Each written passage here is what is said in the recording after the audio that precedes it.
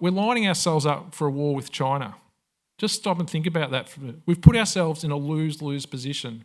If we go to war with China, we lose whether we win or we lose. If we have a successful military campaign against China, I can't even think what that would look like. We've just cut the legs out of our economy. So that's a Pyrrhic victory at best. And then if China, which is most likely, comes out victorious, well, then we've put ourselves, we've gone to war against the source of our prosperity. That cannot end well in any way, shape or form for Australia. Risk management. This is for those who aren't really, might be a bit nonplussed about everything, but the risk management side of it. There is no way on earth we're actually going to get nuclear submarines. Certainly not the Virginia class. Like almost every week there's a new report. Peter Briggs, who's a former senior officer in the Royal Australian Navy, put out another article just a couple of days. The United States physically, and the UK is in an even worse state, cannot physically build enough submarines to provide them to Australia. It's impossible. Like it's got to almost double their production rate. And if they could do that, it's going to take decades to do it. So it's never going to happen. So we're paying all this. And then if we do get them, this relates to sovereignty, if we do get them, we're only going to get them because we've sacrificed our sovereignty, because they're only going to give us those submarines if they think we're going to do what they tell them. And what's that going to be? It's going to be sitting off the coast of China, probably trying to take out those submarines that fire the ballistic missiles if the United States, just when it decides to go to war with China.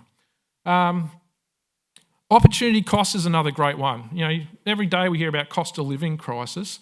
I'm a soil scientist. The Wentworth Group of Concerned Scientists put out a report, Restoring Australia's Landscapes, a couple of years ago.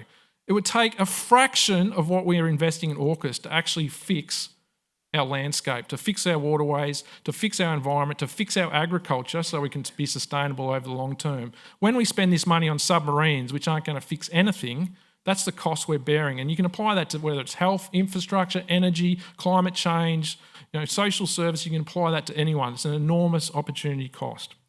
So just in conclusion, I actually think we have a bit of an opportunity because, yes, the world is in a dire state at the moment, but people are seeing it, people are realising it, and we have to make the most of that opportunity. Through looking at all these different things, we can engage, I think, with almost every Australian on why we need to ditch this ridiculous deal we call AUKUS, and more importantly, repeal the Forced Posture Agreement, which enables it to happen.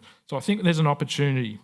And I think it's also, we're a young country as far as European settlement goes, and we haven't come to terms with our past, with our pre-European past, and we certainly haven't come to terms with our position as a predominantly European populace in Asia. So I think until we come to terms with that, we're always going to struggle to actually be a part of our region where we can be both prosperous and secure. So I think it's an opportunity where we're at with AUKUS, the Forced Posture Agreement and everything else, that we can actually address some of these issues and set Australia up for the 21st century so it can be both peaceful and prosperous. Thank you.